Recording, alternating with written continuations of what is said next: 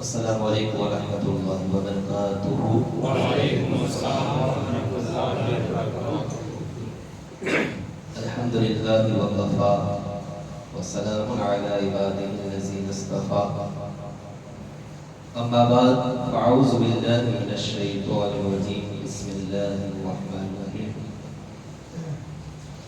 ان اللہ وملائکتہ یصلون علی النبی یا ایھا الذین آمنوا صلوا علیہ وسلموا تسلیما، اللهم صل علی سیدنا محمد وبارک وسلم، الصلاۃ والسلام علیک یا رسول اللہ صلی اللہ علیہ وسلم، الصلاۃ والسلام علیک یا رسول اللہ، الصلاۃ والسلام علیک یا حبیب اللہ، وعلی آلک واصحابک یا نور اللہ۔ محترم حضرات، ماہ شعبان المعظم اپنی رحمتوں اور برکتوں کے ساتھ جاری و ساری۔ شعبان المعظم ایک تاریخی حیثیت رکھتا ہے اور اس کی عظمت کا اندازہ اس سے لگایا جا سکتا ہے کہ نبی پاک صلی اللہ تعالی علیہ وسلم فرماتے ہیں، شعبان و شہری، شعبان میرا مہینہ ہے۔ اور قرآن مجید کی متعدد آیتوں کا نزول اس مہینے میں ہوا، خصوصاً دو آیتیں ایسی ہیں جو مقام مصطفیٰ کو واضح کرتی ہیں، اور یہ دونوں آیتیں اس مہینے میں نازل ہوئی۔ ان میں سے ایک آیت درود ہے، ان اللہ و ملائکتہ یصلون علی النبی۔ یہ آیت درود شعبان المعظم کے پہلے عشرے میں نازل ہوئی، اس لیے اس مہینے کو درود کا مہینہ بھی کہا جاتا ہے۔ سرکار غوث پاک رضی اللہ تعالیٰ عنہ فرماتے ہیں، وہ شہر الصلاۃ علی النبی، یعنی شعبان کا مہینہ حضور جامع جانا جامع ایمان صلی اللہ تعالیٰ علیہ وسلم پر درود پڑھنے کا مہینہ ہے۔ فرمایا ان اللہ و ملائکتہ یصلون علی النبی، بے شک اللہ اور اس کے فرشتے غیب بتانے والے نبی پر درود بھیجتے ہیں۔ اے ایمان والو، تم بھی درود اور خوب سلام بھیجو۔ جب یہ آیت کریمہ نازل ہوئی تو تاجدار رسالت صلی اللہ علیہ وسلم کا چہرہ انور خوشی سے چمک اٹھا۔ فرمایا مجھے مبارکباد پیش کرو، کیونکہ مجھے وہ آیت عطا کی گئی ہے جو مجھے دنیا و ما فیہا، یعنی دنیا اور جو کچھ اس میں ہے اس سے بھی زیادہ محبوب ہے۔ بات دیکھیں درود شریف کتنی اہمیت ہے، کتنی فضیلت ہے، اور چونکہ یہ مہینہ درود کا مہینہ ہے، اس حوالے سے چند باتیں میں آپ کی خدمت میں عرض کروں گا۔ جب یہ آیت نازل ہوئی تو نبی پاک صلی اللہ تعالی علیہ وسلم کا چہرہ انور خوشی سے چمک اٹھا۔ صحابہ کرام نے عرض کی، یا نبی اللہ، اللہ تعالیٰ کا فرمان ہے، ان اللہ و ملائکتہ یصلون علی النبی۔ اس فرمان عالی شان کا مطلب کیا ہے؟ اس آیت کا مطلب کیا ہے؟ اس آیت کا معنی کیا ہے؟ تو سرکار نے فرمایا، ان ھذا لمن المکتوم، یہ پوشیدہ علم ہے، اگر تم مجھ سے نہ پوچھتے تو میں تمہیں کچھ نہ بتاتا، کیونکہ ایک راز ہے، پوشیدہ علم ہے۔ پھر آپ نے اس آیت کا مطلب بتاتے ہوئے فرمایا کہ ان اللہ وکلتی ملکین، بے شک اللہ تعالیٰ نے میرے لیے دو فرشتے مقرر فرما دیے ہیں جس مسلمان کے پاس میرا ذکر ہو اور وہ مجھ پر درود پڑھے تو فرشتے کہتے ہیں غفر اللہ لک کہ اللہ تعالیٰ تمہاری بخشش فرمائے، تمہاری مغفرت فرمائے۔ تو فرشتوں کی اس دعا کے جواب میں اللہ تعالیٰ اور اس کے فرشتے آمین کہتے ہیں۔ تو غور کرو کیسی فضیلت، درود پاک کیسا نرالا عمل ہے کہ جب کسی کے سامنے پیارے آقا کا ذکر ہو اور وہ ادب سے، محبت سے، ایمان سے پیارے آقا پر 100 بار نہیں، 1000 بار نہیں، لاکھ بار نہیں، بلکہ صرف ایک بار درود پڑھے تو فرشتے اس کے لیے بخشش کی دعا کرتے ہیں اور خود خالق کائنات فرشتوں کی اس دعا پر آمین فرماتا ہے۔ آپ دیکھیے نماز میں سورہ فاتحہ کے بعد آمین کہی جاتی ہے تو فرشتے آمین کے ولضالین جب ہم کہتے ہیں فرشتے آمین کہتے ہیں، ہم دعا کرتے ہیں، مقتدی آمین کہتے ہیں، انسان آمین کہتے ہیں۔ لیکن درود پاک ایک ایسی عبادت ہے کہ جب بندہ پڑھتا ہے، محبت سے پڑھتا ہے تو فرشتے اس کے لیے بخشش کی دعا کرتے ہیں اور اس دعا پر آمین خود اللہ تعالیٰ فرماتا ہے۔ تو غور کرو فرشتے جس کے لیے بخشش کی دعا کرے اور خود رب کریم اس دعا پر آمین کہے تو کیا ایسا خوش نصیب بندہ بخشش سے محروم رہ سکتا ہے، مغفرت سے محروم رہ سکتا ہے۔ اور در منصور میں اتنا اضافہ ہے کہ جس مسلمان کے پاس میرا ذکر ہو اور وہ مجھ پر درود نہ پڑھے تو فرشتے کہتے ہیں کہ اللہ تیری مغفرت نہ فرمائے۔ تو فرشتوں کے اس جواب میں اللہ تعالیٰ آمین کہتا ہے، آمین فرماتا ہے۔ اس سے اندازہ لگائیے درود یہ کیسی عظیم عبادت ہے۔ حضرت کعب بن عجرہ رضی اللہ تعالی عنہ فرماتے ہیں کہ جب یہ آیت کریمہ نازل ہوئی تو ایک شخص نے بارگاہ رسالت میں حاضر ہو کر عرض کیا کہ یا رسول اللہ ہم نے آپ پر سلام بھیجنا تو جان لیا، آپ پر درود کیسے پڑھے، درود کیسے بھیجے؟ تو آپ نے فرمایا کہ یوں پڑھا کرو اللہم صلی علی محمد وعلی آل محمد کما صلیت علی ابراہیم انکا حمید مجید اللہم بارک علی محمد وعلی آل محمد کما بارکت علی ابراہیم انکا حمید مجید۔ تو یہ تعلیم بھی نبی پاک صلی اللہ علیہ وسلم نے ارشاد فرمائی۔ محترم حضرات ارشاد باری تعالیٰ ہوا ان اللہ و ملائکتہ یصلون علی النبی، بے شک اللہ اور اس کے فرشتے نبی پاک پر درود بھیجتے ہیں۔ اب سوال یہ ہے کہ کتنے فرشتے درود بھیجتے ہیں؟ اس تفصیل کو جاننا انتہائی دشوار ہے۔ فرشتوں کی تعداد بے حد و حساب ہے، فرشتوں کی تعداد کو اللہ تعالیٰ کے سوا کوئی نہیں جانتا۔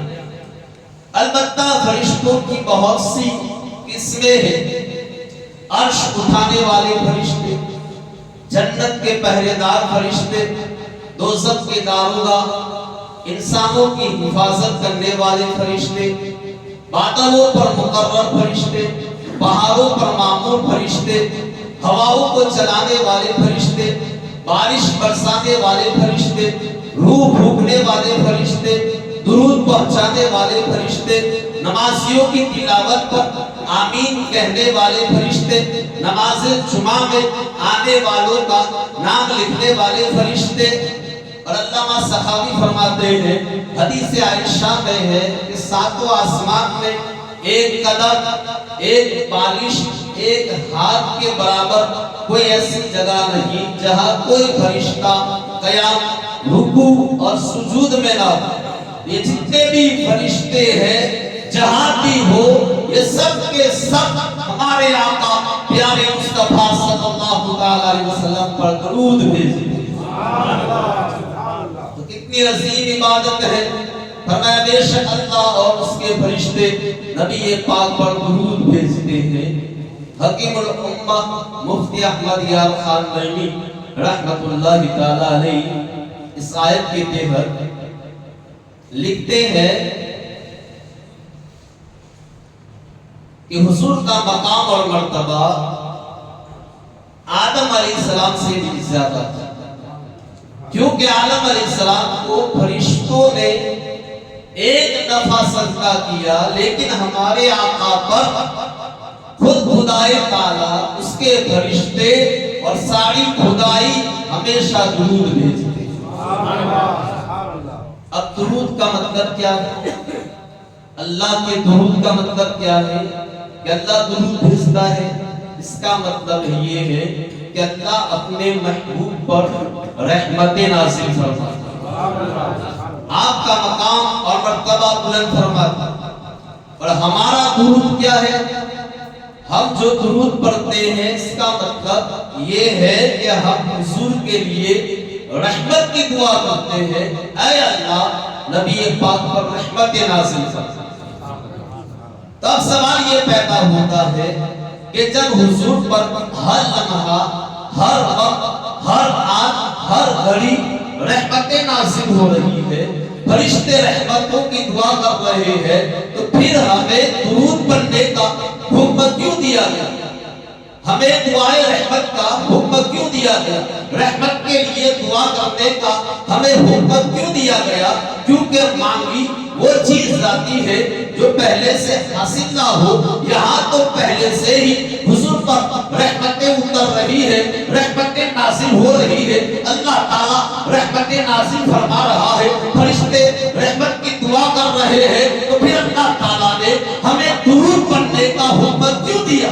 اس کا جواب یہ ہے کہ محترم حضرات، جب کوئی سوالی کسی کے دروازے پر مانگنے جاتا ہے تو گھر والے کے مال اور اولاد کے حق میں دعائیں مانگتا ہوا جاتا ہے کہ سخی کے بچے سلامت رہے، سخی کا گھر آباد رہے، سخی کے بچے زندہ رہے. تو مالک کے مکان سن کر سمجھ جاتا ہے کہ بڑا مہذب بھکاری ہے، تہذیب والا بھکاری ہے، مانگنا چاہتا ہے. لیکن بچوں کی خیر مانگتا ہے تو مالک کے مکان خوش ہو کر کچھ نہ کچھ دے دیتا ہے. یہاں پہ حکم دیا گیا کہ اے ایمان والو، اے درود پڑھنے والو، مجھ سے مانگنا چاہتے ہو تو یاد رکھو میں اولاد سے پاک ہوں، میری اولاد نہیں، لیکن میرا ایک پیارا حبیب ہے محمد مصطفیٰ. اس حبیب کی اور اس کے اہل بیت کی، اس کے صحابہ کی خیر مانگتے ہوئے آؤ. جن رحمتوں کا نزول ان پر ہو رہا ہے ان کا حصہ تمہیں بھی عطا کر. سبحان اللہ، سبحان اللہ. جن رحمتوں کی بارش ان پر ہو رہی ہے ان کا چھینٹا تم پر بھی ڈال دیا جائے گا. اور ان چھینٹوں میں سے ایک چھینٹا ہمیں یہ عطا کیا گیا کہ حضور نے ارشاد فرمایا جس نے ایک بار درود پڑھا تو اللہ تعالیٰ اس پر 10 رحمتیں نازل فرماتا ہے، 10 درجے اس کے بلند فرماتا ہے اور 10 خطائیں اس کی معاف فرماتا ہے. تو یہ ہے درود شریف کا مطلب. حضور نبی پاک صلی اللہ علیہ وسلم ارشاد فرماتے ہیں جس محفل میں مجھ پر درود پاک پڑھا جاتا ہے وہاں سے پاکیزہ خوشبو پھوٹتی ہے، یہاں تک کہ وہ آسمان کی بلندی تک پہنچ جاتی ہے. تو فرشتے کہتے ہیں یہ اس محفل کی خوشبو ہے جس میں نبی پاک پر درود پڑھا گیا. نبی پاک صلی اللہ تعالی علیہ وسلم نے ارشاد فرمایا جس نے مجھ پر ایک بار درود پڑھا اللہ اس پر 10 رحمتیں نازل فرماتا ہے، اور جس نے 10 بار درود پڑھا اللہ تعالیٰ اس پر 100 رحمتیں نازل فرماتا ہے، اور جس نے 100 بار درود پڑھا اللہ تعالیٰ اس کی پیشانی پر لکھ دیتا ہے کہ یہ بندہ دوزخ سے آزاد ہے اور قیامت کے دن سے شہیدوں کے ساتھ اٹھایا جائے گا. اور حضرت ابو بکر صدیق فرماتے ہیں کہ نبی پاک پر درود پڑھنا گناہوں کو اس قدر جلد مٹاتا ہے کہ پانی بھی آپ کو اتنی جلدی نہیں بجھاتا جتنا جلدی درود گناہوں کو ختم کرتا ہے۔ فاروق اعظم فرماتے ہیں بے شک دعا زمین و آسمان کے درمیان معلق رہتی ہے، ٹھہری لٹکی رہتی ہے، اور اس میں سے کوئی بھی چیز اوپر کی طرف نہیں جاتی جب تک کہ نبی پاک پر درود نہ پڑھتا۔ حضرت عائشہ صدیقہ رضی اللہ تعالی عنہا فرماتی ہے سحری کے وقت میں کچھ سی رہی تھی، سوئی میرے ہاتھ سے گر گئی اور چراغ بجھ گیا۔ اتنے میں حضور تشریف لے آئے تو آپ کے چہرہ انور کے نور سے پورا کمرہ روشن ہو گیا اور سوئی مل گئی۔ امام اہل سنت فرماتے ہیں سوزنے گم شدہ ملتی ہے تبسم سے تیرے، شام کو صبح بناتا ہے اجالا۔ فرماتی ہے سوئی مل گئی، میں نے عرض کیا یا نبی اللہ یا رسول اللہ آپ کا چہرہ کتنا حسین ہے، کتنا روشن ہے، کتنا منور ہے۔ سرکار نے فرمایا اے عائشہ ہلاکت ہے اس شخص کے لیے جو قیامت کے دن میرے دیدار سے میری زیارت سے محروم رہے گا۔ عرض کیا رسول اللہ قیامت کے دن آپ کی زیارت سے محروم کون رہے گا؟ فرمایا بخیل۔ تو عرض کیا رسول اللہ بخیل کون ہے؟ فرمایا بخیل ہے وہ شخص جس کے سامنے میرا ذکر ہو اور وہ مجھ پر درود نہ پڑھے۔ محترم حضرات درود کا مہینہ ہے، اس لیے ہمیں چاہیے کہ اس مہینے میں ہم کثرت سے نبی پاک پر درود پڑھتے رہیں، جیسا کہ غوث پاک فرماتے ہیں کہ پیارے آقا علیہ السلام پر درود پڑھنے کا مہینہ ہے۔ امام غزالی رحمۃ اللہ تعالی فرماتے ہیں ایک شخص نبی پاک پر درود شریف نہیں پڑھتا تھا، ایک رات خواب میں حضور کی زیارت سے مشرف ہوا تو سرکار نے اس کی طرف کوئی توجہ نہ فرمائی۔ اس نے عرض کی کہ یا رسول اللہ کیا آپ مجھ سے ناراض ہیں؟ فرمایا نہیں۔ تو عرض کی پھر آپ میری طرف توجہ کیوں نہیں فرماتے؟ تو سرکار نے فرمایا اس لیے کہ میں تجھے نہیں پہچانتا۔ اس نے عرض کی یا رسول اللہ یہ کیسے ہو سکتا؟ حالانکہ میں آپ کی امت کا ایک فرد ہوں، اور علماء کرام فرماتے ہیں کہ آپ اپنے امتیوں کو اس سے بھی زیادہ پہچانتے ہیں جیسے کوئی ماں اپنے بیٹے کو پہچانتا۔ ایک ماں اپنے بیٹے کو اتنا نہیں پہچانتی جتنا آپ اپنے امتیوں کو پہچانتے ہیں۔ تو حضور نے فرمایا کہ علماء نے سچ کہا مگر تو مجھے درود شریف کے ذریعے یاد نہیں کرتا، اور بے شک میں اپنے امتی کو درود پڑھنے کی وجہ سے اتنا ہی پہچانتا ہوں کہ جس قدر وہ مجھ پر درود پڑھے، یعنی جتنا زیادہ امتی درود پڑھتا ہے وہ حضور سے زیادہ قریب ہوتا ہے۔ جب وہ شخص بیدار ہوا تو اس نے اپنے اوپر لازم کر لیا کہ وہ روزانہ 100 مرتبہ حضور پر درود پڑھے گا۔ اب اس نے روزانہ 100 مرتبہ درود پڑھنے کا معمول بنا لیا۔ کچھ مدت کے بعد پھر حضور کی زیارت سے مشرف ہوا تو آپ نے فرمایا کیا میں تجھے پہچانتا ہوں اور میں تیری شفاعت بھی کروں گا۔ حضرات گرامی درود کا مہینہ ہے، کثرت سے درود پڑھنا چاہیے، بالخصوص ماہ شعبان کے اندر جب بھی موقع ملے درود کی کثرت کرنی چاہیے، زیادہ سے زیادہ ہمیں درود پڑھنا چاہیے۔ تو ماہ شعبان ایک اہم عبادت درود شریف ہے، اور ماہ شعبان کی دوسری اہم عبادت تلاوت قرآن، دوسری عبادت قرآن کی تلاوت ہے۔ بعض روایت میں ہے کہ شعبان المعظم نے اللہ کی بارگاہ میں عرض کی کہ یا اللہ تو نے مجھے 2 عظمت والے مہینوں کے درمیان رکھا ہے، میرے لیے کیا ہے؟ تو اللہ نے فرمایا کہ تجھ میں تلاوت قرآن رکھ دی۔ حضرت انس بن مالک فرماتے ہیں کہ جب شعبان کا مہینہ آتا تو صحابہ کرام تلاوت قرآن میں مصروف ہو جائے۔ تلاوت قرآن کی کیسی برکتیں ہیں حضرات گرامی۔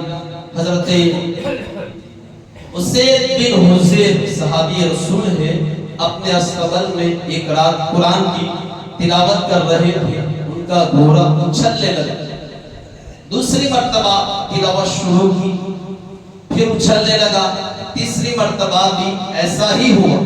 तो हजरत उसैद बिन हुज़ैर फरमाते मुझे खदशा हुआ कि कहीं ये घोड़ा मेरे बच्चे को नुकसान ना पहुंचाए, लिहाजा मैं घोड़े को पकड़ने के लिए जब खड़ा हुआ तो मैंने देखा कि मेरे सर पर एक छतरी साया फेगन है जिसमें चिराग रोशन है। फिर वो फिजा में गुम होकर मेरी निगाहों से ओझल हो गई। सुबह हुई, बारगाह रिसालत में हाजिर होकर मैंने अर्ज किया, या रसूल अल्लाह, रात में कुरान की तिलावत कर रहा था, घोड़ा उछलने लगा। जब बाहर आया तो मैंने अपने सर पर एक छतरी को साया फेगन देखा जिसमें चिराग रोशन थे। तो सरकार ने फरमाया कि उसे ये फरिश्ते थे जो तेरी तिलावत सुनने आए थे, अगर तू तिलावत को जारी रखता तो आज मदीना वाले अपनी आंखों से फरिश्तों को देख लेते। जहाँ कुरान की तिलावत होती है वहाँ रहमतों का नुज़ूल होता है, वहाँ फरिश्तों का नुज़ूल होता है। और सरकार ने इरशाद फरमाया, अपने घरों को कब्रिस्तान ना बनाओ, यानी अपने घरों में इबादत किया करो, कुरान की तिलावत किया करो।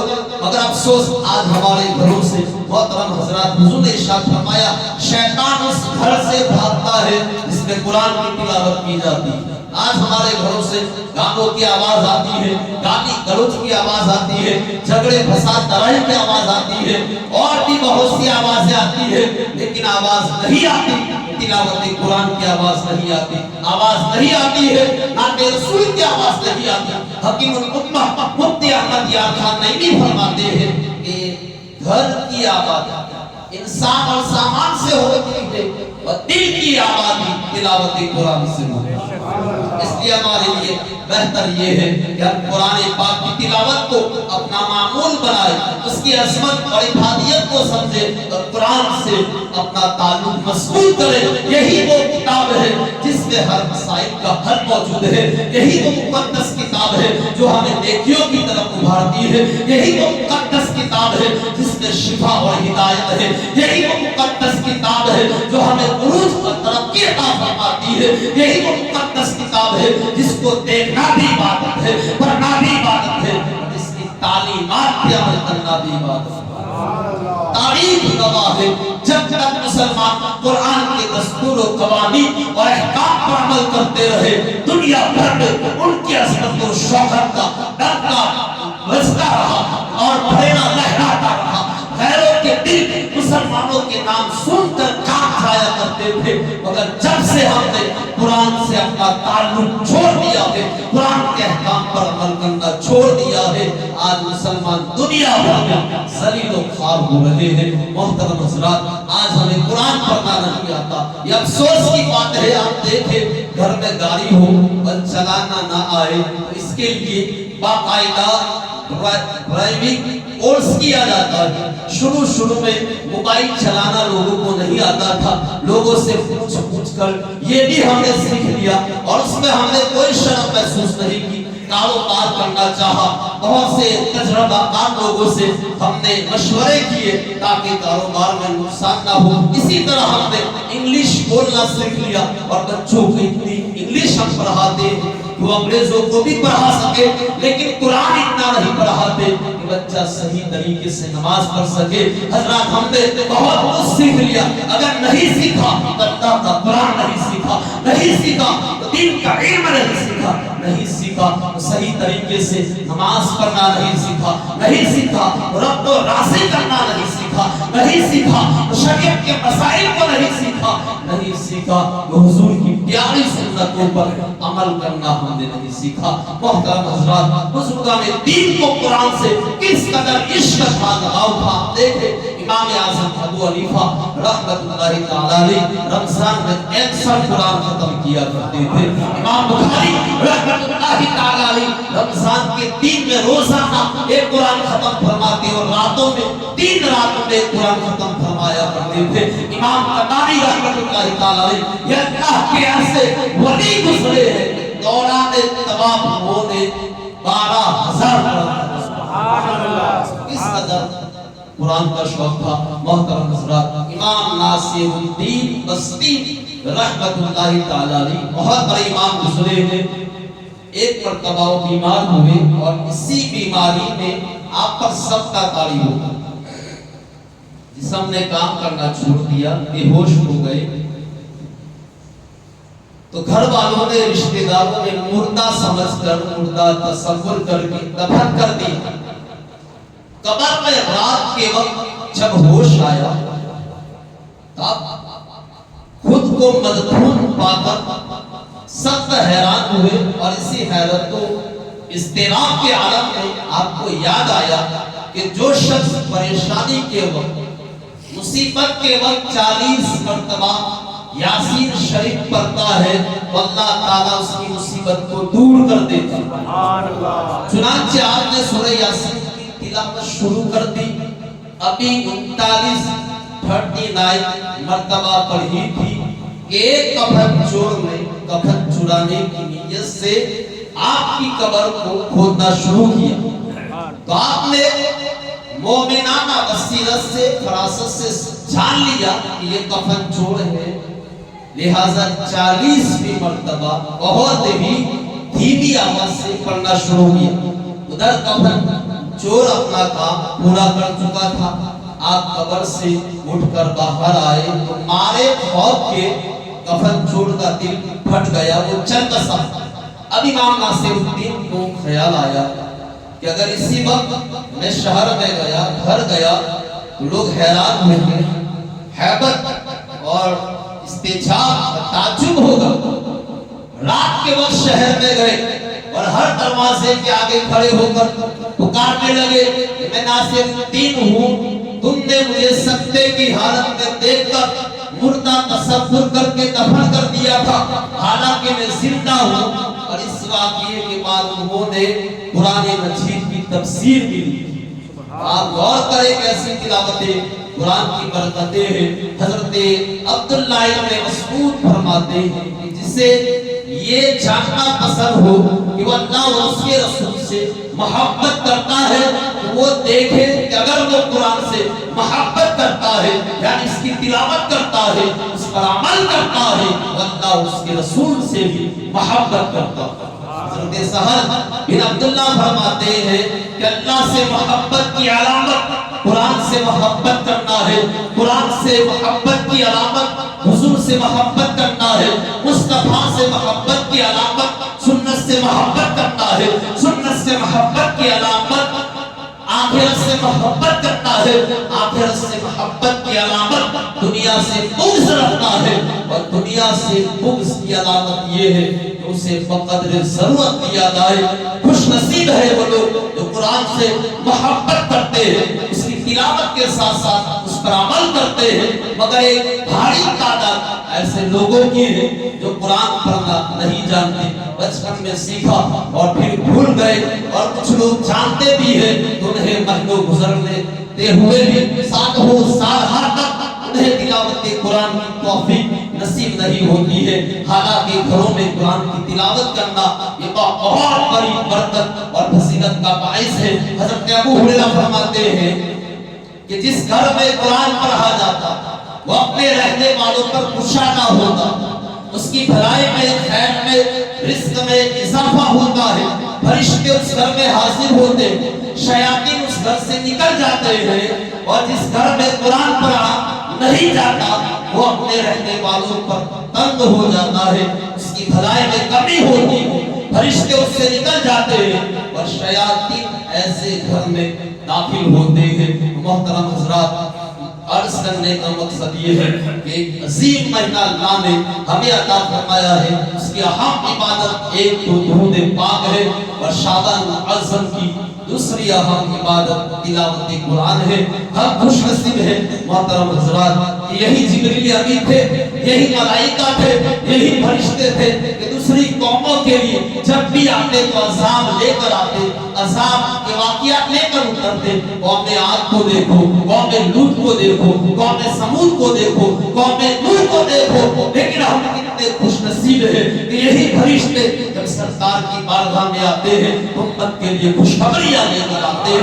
कभी रमज़ान लेकर आते हैं, कभी शाबान लेकर आते हैं, कभी शब कदर लेकर आते हैं, तो कभी शब बरात लेकर आते हैं। حضرات گرامی، ایسی عظیم رات اللہ نے عظیم مہینہ اور ایسی عظیم رات ہمیں عطا فرمائی ہے.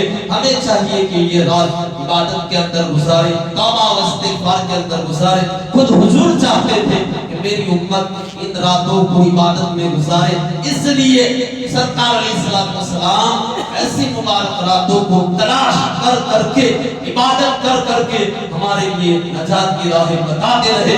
لہذا ہم پر لازم ہے کہ ایسی مقدس رات کو ہم عبادت الہی میں گزارے، نوافل میں گزارے، اشک ندامت بہاتے ہوئے گزارے، توبہ و استغفار کرتے ہوئے ہم اس رات کو گزارے. 13 تاریخ جمعرات کو شب برات ہے، تو آپ حضرات ضرور اس رات میں عبادت کریں، تشریف لائے. انشاءاللہ ہر سال کی طرح جو اس کے پروگرامز ہے، تقریر، مختصر دعا، ذکر